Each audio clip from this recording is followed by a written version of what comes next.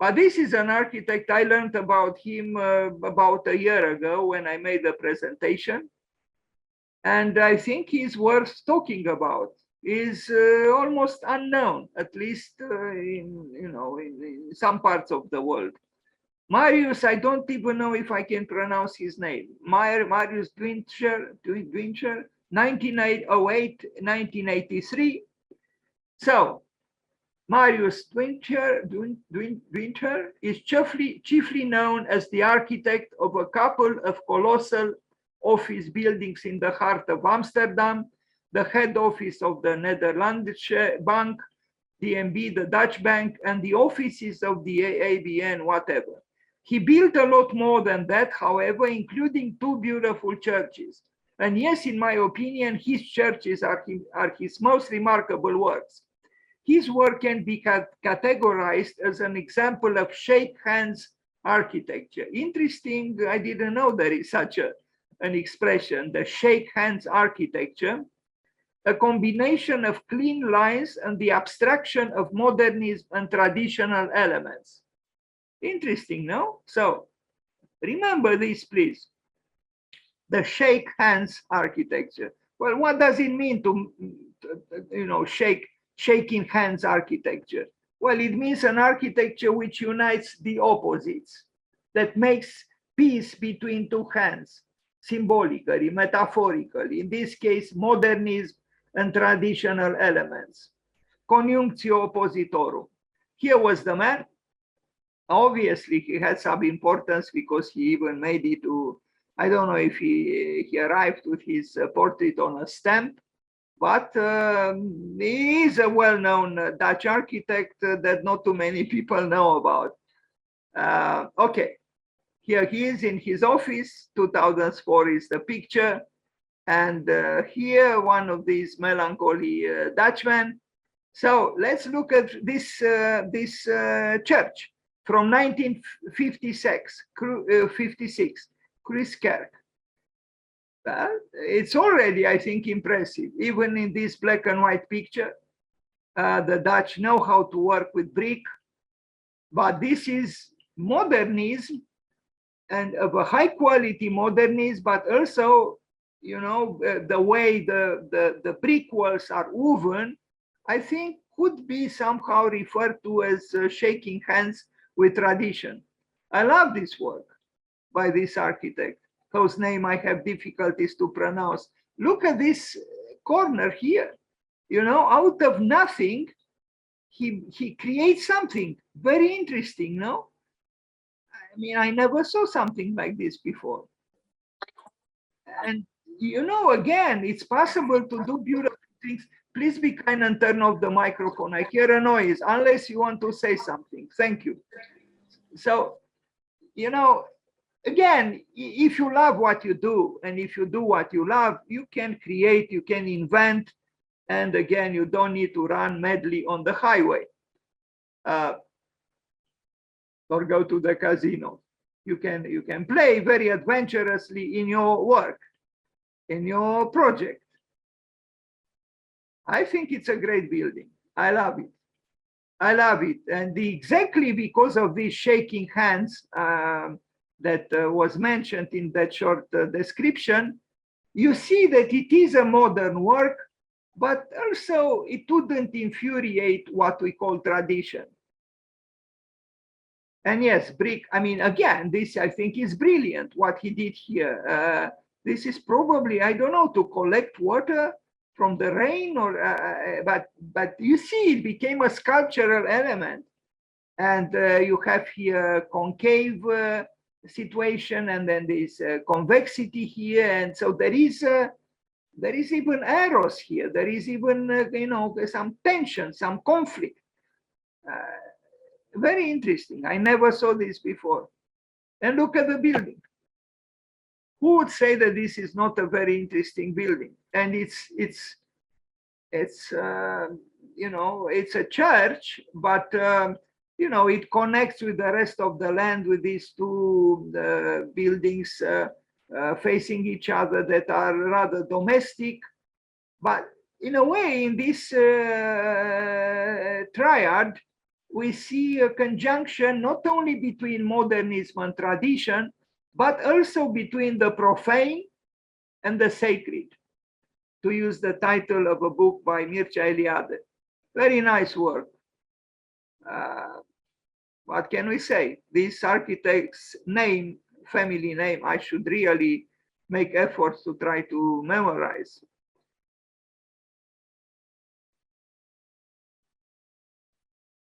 Fortunately, his first name is not so difficult, Marius.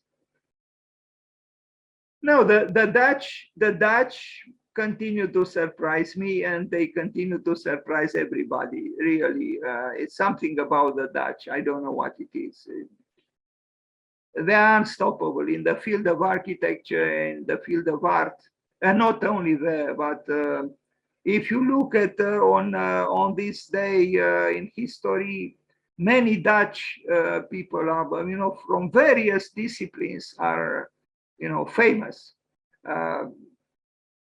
They are hardworking, and the strange thing is that they are considered to be pragmatic, but somehow they arrive at high levels of poetry exactly at the peak of the pragmatism. Very interesting. I mean, look at this church. It is in a way, you could almost say a kind of a logical, rational building, but it's also emotionally charged. And in its clarity, you also see poetry. I see it. Now this is in Amsterdam. You are going to see another church later on. No, this is the same. No, it's a, yeah, sorry. This is a second church by him, the second church. This is the one, Kerk means, Kirche means church. 1956 in Amsterdam. I think he should have built more churches, but he didn't.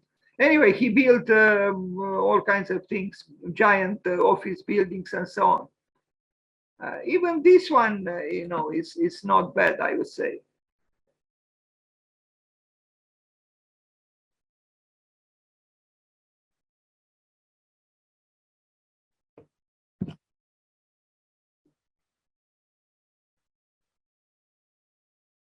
Now, really, not that I want to be again malicious towards Peter Zumthor, but, the pathetic chapel that Peter Zumthor built cannot be compared to this building. I don't think it can. Okay, maybe this tower is a little bit too assertive. I guess you could say so. Anyway.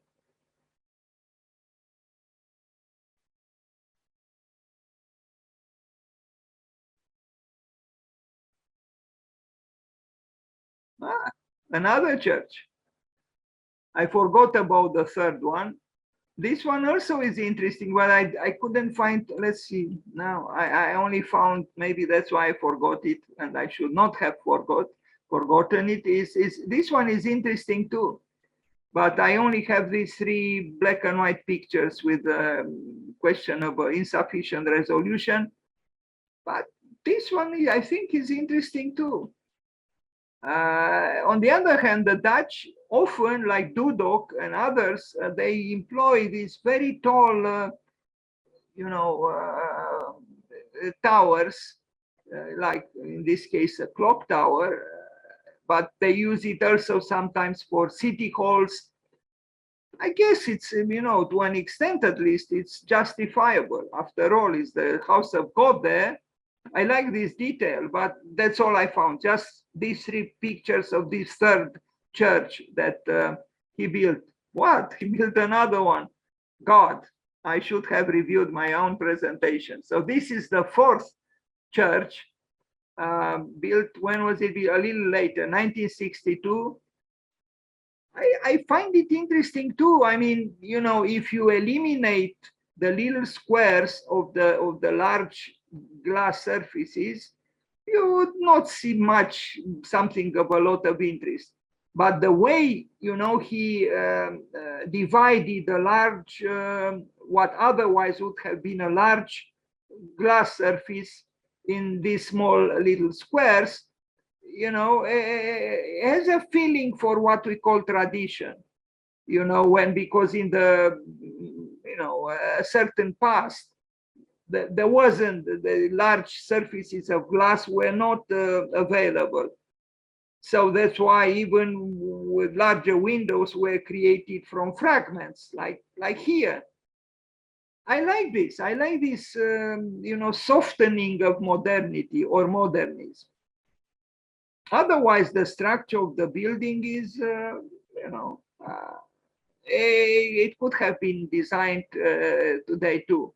Now, this is, what is it? I don't know what it is. It's a big shopping center, but quite, I would say quite, no, sorry, I know what it is. He designed something, this, it's just I can't read it, it's a center for something within the airport, but he didn't design the airport.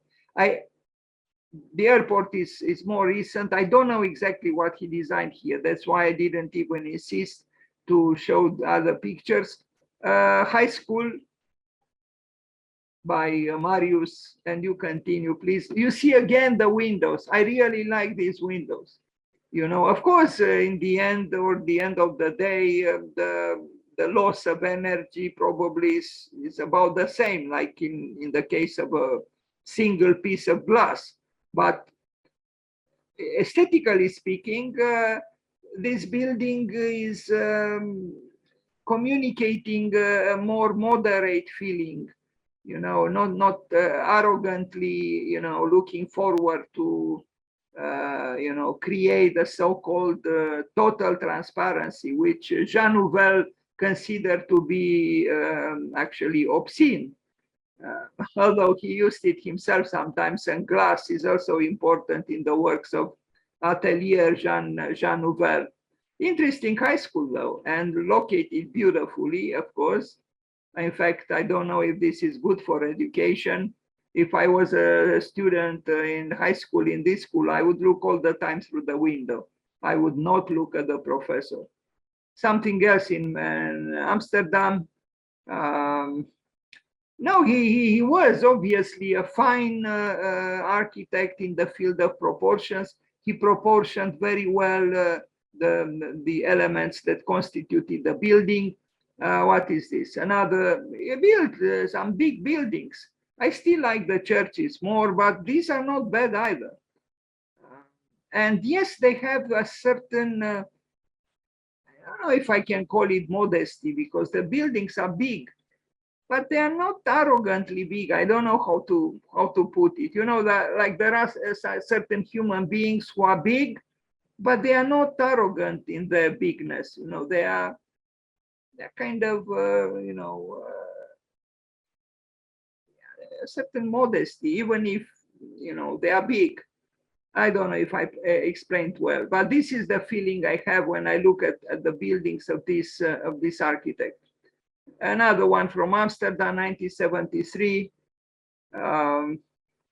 is this one here.